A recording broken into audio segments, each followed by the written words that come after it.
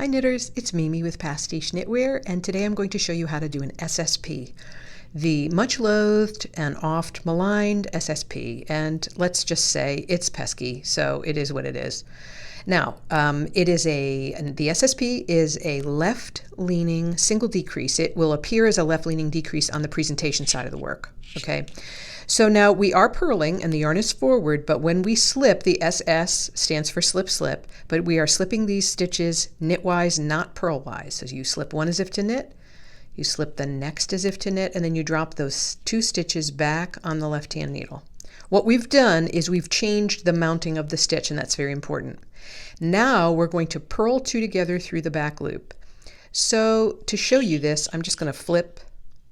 You're actually going to bring your needle in behind that second stitch, and you're going to bring it up in between the two stitches to the front, and then you purl them off together.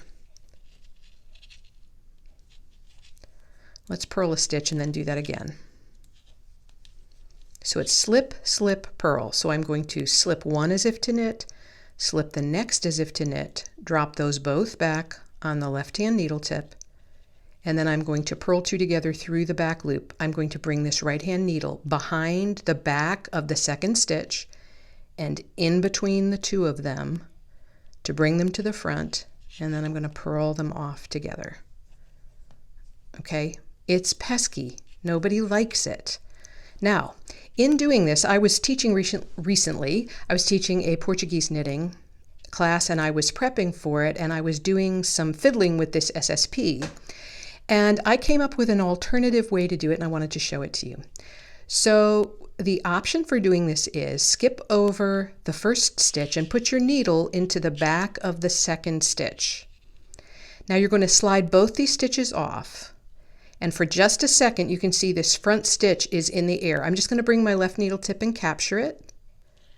Replace the second stitch back on that left-hand needle and purl them off together.